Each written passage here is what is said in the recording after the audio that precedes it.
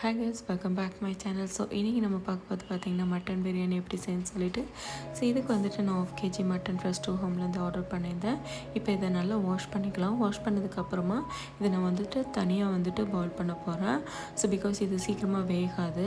இப்போ இது கூடவே வந்துட்டு நான் வந்து மஞ்சத்தூள், மிளகுத்தூள் அண்டு ஜிஞ்சர் கார்லிக் பேஸ்ட், பட்டை, ஏலம், கிராம்பு, சால்ட்டு, ஆயில் அண்டு புதினா, கொத்தமல்லி, சீரகப்பொடி அண்ட் கரம் மசாலா, தயிர் இதெல்லாம் ஆட் பண்ணதுக்கப்புறமா நல்லா மிக்ஸ் பண்ணி விட்டுக்கோங்க. மிக்ஸ் பண்ணிவிட்டு இது நல்லா வந்து பாயில் ஆகட்டும். அட்லீஸ்ட் ஒரு 75% வந்துட்டு இது குக் ஆகட்டும். ஸோ அதுக்கு முன்னாடி நம்ம வந்து பிரியாணிக்கு தேவையான ஆனியன்ஸ் எல்லாமே வந்துட்டு நம்ம கட் பண்ணி வச்சாச்சு. இப்போ பிரியாணி டவாவில் வந்துட்டு இதில் வந்து நெய் ஆட் பண்ணிவிட்டு ரீஃபைண்ட் ஆயில் ஆட் பண்ணதுக்கப்புறமா முந்திரி, பட்டை, ஏலம், கிராம்பு அண்டு பிரியாணி லீஃப் ஆட் பண்ணிடுங்க.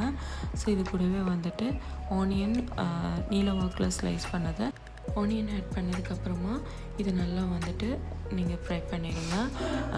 அட்லீஸ்ட் ஒரு கோல்டன் ப்ரௌன் வரணும், லைட்டஸ்ட் கோல்டன் ப்ரௌன். இது வந்து எவ்வளோக்கு எவ்வளோ நீங்கள் வந்து ஃப்ரை பண்ணுறீங்களோ அந்தளவுக்கு உங்களுக்கு பிரியாணி ஃப்ளேவரும் நல்லாயிருக்கும் அண்டு கெட்டு போகாது. ஸோ இதில் வந்துட்டு நீங்கள் சால்ட் ஆட் பண்ணிக்கலாம், பிரியாணி கலரும் உங்களுக்கு கிடைக்கும். ஸோ இப்போ வந்துட்டு இதில் நான் ஜிஞ்சர் கார்லிக் பேஸ்ட் போட்டுக்கிறேன். ஜிஞ்சர் கார்லிக் பேஸ்ட்டு கொஞ்சம் நிறையாவே ஆட் பண்ணிக்கலாம். மட்டனில் வந்து ஆல்ரெடி போட்டிருக்கோம். ஸோ இதுலேயும் வந்துட்டு கொஞ்சம் ஆட் பண்ணிக்கோங்க. ஸோ ஓவரால் வந்து ஒரு 100 கிராம் போடணும்.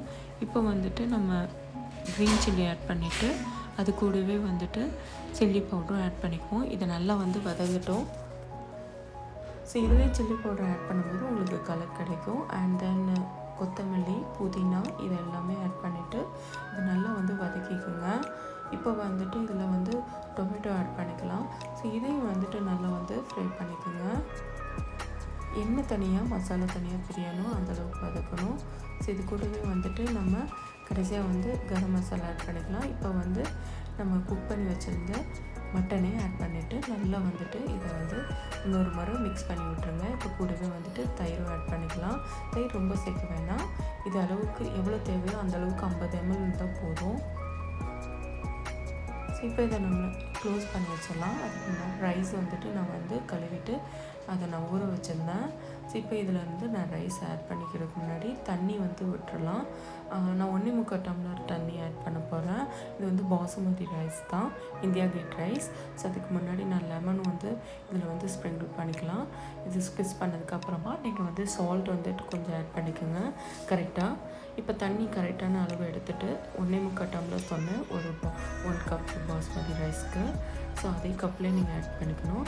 இப்போ இது நல்லா ஒரு கொதிக்கட்டும். கொதிக்கிறதுக்கப்புறமா நம்ம வந்து ரைஸ் ஆட் பண்ணிக்குவோம்.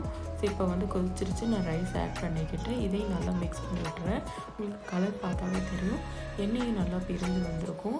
ஆல்ரெடி வந்து மட்டனில் உங்களுக்கு கொழுப்பு இருக்கும். ஸோ அதோட இதுவும் வந்து இதில் ஆடாக இருக்கும். ஸோ அதுதான் வந்துட்டு மட்டன் பிரியாணிக்கு சிக்கன் பிரியாணிக்கு நிறைய டிஃப்ரென்ஸ் இருக்கும்.